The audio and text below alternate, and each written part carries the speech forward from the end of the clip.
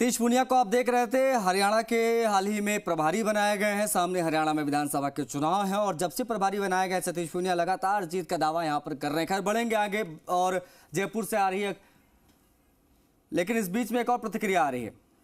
हम यहाँ पर ही सब कुछ हमने अनुभव किया, यहीं सीखे। यहाँ की जनता का प्यार मिला, स्नेह मिला, आशीर्वाद मिला और हमने इस सारे क्षेत्र में लंबे समय तक जनता के अभाव, कठिनाइयों के लिए भी संघर्ष किया। केंद्र में माननीय प्रधानमंत्री नरेंद्र मोदी जी के नेतृत्व में सरकार बनी है, तीसरी बार सरकार बनी है और तीसरी बार जहां नरेंद्र मोदी जी के नेतृत्व में देश आगे बढ़ेगा, हमारी कोशिश होगी कि राज्य और केंद्र मिलकर, क्योंकि राज्य में भी भारतीय जनता पार्टी की सरकार है, केंद्र में भी भारतीय जनता पार्टी, ये संयोग काफ़ी वर्षों बाद राजस्थान को मिला है और इसलिए हमारी कोशिश होगी कि किस तरीके से दोनों सरकारें मिलकर यहाँ की अपेक्षाएं, आकांक्षाओं को पूरी कर सकें और विकास के मॉडल पर, इंफ्रास्ट्रक्चर के मॉडल के साथ साथ रोजगार सृजन के साधन उपलब्ध हो सके ताकि नए नौजवानों को रोजगार मिल सके। आज मुझे खुशी है कि देश के अंदर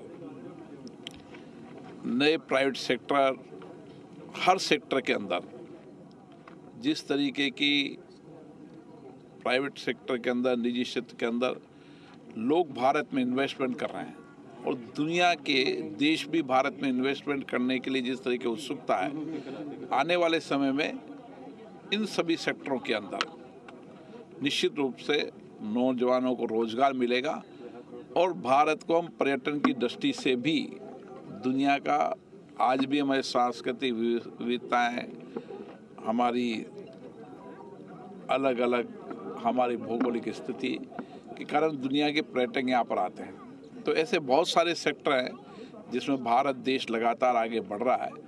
इस मोदी जी के तीसरे कार्यकाल में मुझे आशा है कि देश नए कीर्तिमान हासिल करेगा। तो लोकसभा अध्यक्ष के तौर पर आपने कई सारे, एक तरह से कहे तो संकेत दिए हैं। देर तक लोकसभा चलाई, जब राष्ट्रपति अभिभाषण पर चर्चा हुई, नियमों में बदलाव किया गया, क्या उस पर क्या कहना चाहेंगे? मेरी कोशिश रहती है कि मुझे जो जिम्मेदारी मिली है, ये संस्था लोकसभा हमारे लोकतंत्र का मंदिर है, आस्था का केंद्र है, लोगों के विश्वास का केंद्र है। इस पर देश के चुने लोगों की अपेक्षाएं, आकांक्षाएं अपने अपने मत, विचारधाराओं के आधार पर रखे जाते हैं। सभी लोगों के विचार आएँ, सभी लोगों के मत आएँ, सभी लोग अपने क्षेत्र की आकांक्षा, अपेक्षाएं बताएं और सबका सामूहिक रूप से देश के विकास में योगदान हो। इसलिए कोशिश रहती है कि संसद जितनी देर रात तक चलेगी उतनी चर्चा, संवाद होगा, सबका मत आएगा और उस मत के साथ हम सामूहिक मिलकर देश के विकास को एक नई दिशा दे पाएंगे। देखिए, हिंडोली से शुरू हो गया है ये पूरा कार्यक्रम। ओम बिरला का स्वागत सम्मान समारोह 80 किलोमीटर तक, यानी हिंडोली से लेकर कोटा तक स्वागत आज ओम बिरला का। प्रतिक्रिया भी देते नजर आए, मीडिया से बातचीत करते हुए दिखे ओम बिरला।